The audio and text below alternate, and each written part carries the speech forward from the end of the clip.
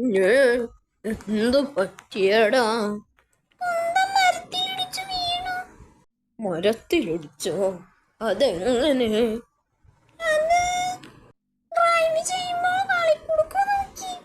ഞേ,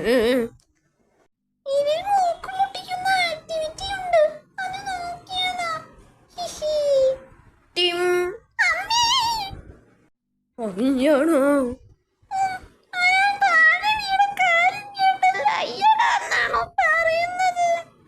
അതല്ലടോ, മൂക്കുമുട്ടിക്കുന്ന കളിയെ പറ്റി കേട്ടപ്പോ ഒരു വിദ്യ ഓർമ്മ വന്നു. മൂക്കുമുട്ടി തളിക. ഹിഹി. ആ തളികയെ ആരെങ്കിലും മൂക്കുമുട്ടിച്ചാൽ തളിക കാട്ടുപോത്തായി മാറും. ഇതിനകത്ത് എവിടെയോ ഉണ്ട്. കിട്ടി. വാ, ഇതാ പിള്ളേരുടെ വീട്ടിൽ കൊണ്ടുവയ്ക്കാം. രണ്ടിനെ കാട്ടുപോത്ത് ശരിയാക്കും.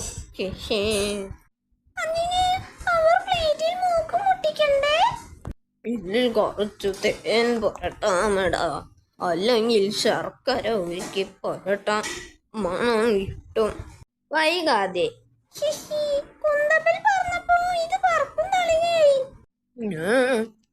എന്താടാ കുന്തം ആയത്?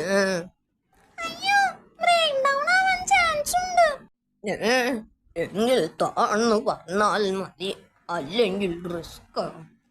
ഇത് ഓക്കെ, പ്രശ്നമായാലും വേഗം താഴെ എത്താം. ഓ, മൂക്കുമുട്ടി തളികയാണല്ലോ. മൂക്കുമുട്ടിക്കാൻ ഒരു ചങ്ങാതി താഴെയുണ്ട്. ഇതെന്തോ പെരും പാമ്പോ? അത് മായാവിയുടെ വിദ്യയായിരുന്നു. പ്ലേറ്റിൽ തൊട്ടു ചതിച്ചോ? തുമ്പിക്കൈ ഇവന്റെ മൂക്കല്ലേ? അയ്യടോ, നല്ല ശർക്കരയുടെ മണം. തളികയിൽ മൂക്ക് മുട്ടിയതോടെ അമ്മോ,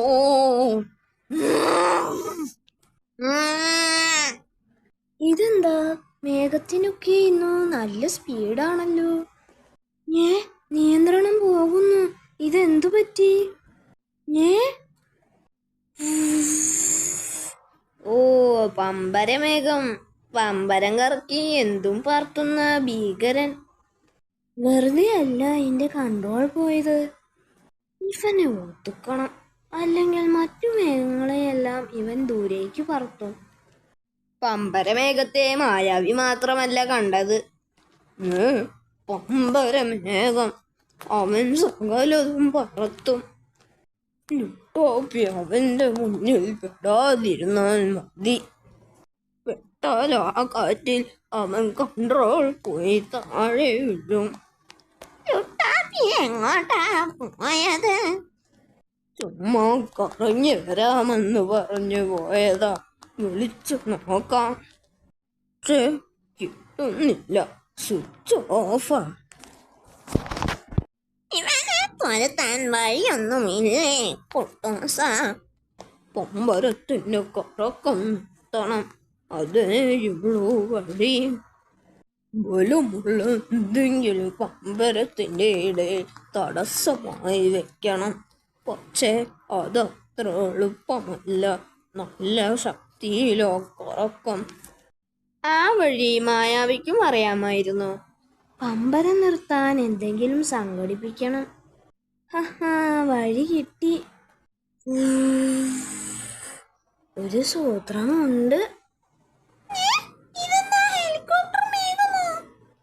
ഓം ഹ്രീം കൊടുകുടുകുന്ത നീളൻ കുന്തം.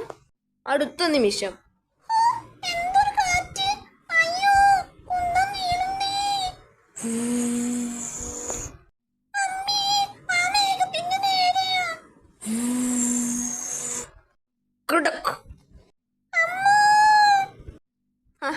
പേടിക്കണ്ട ലുട്ടാപ്പി, കുന്തം നമുക്ക് എടുക്കാം.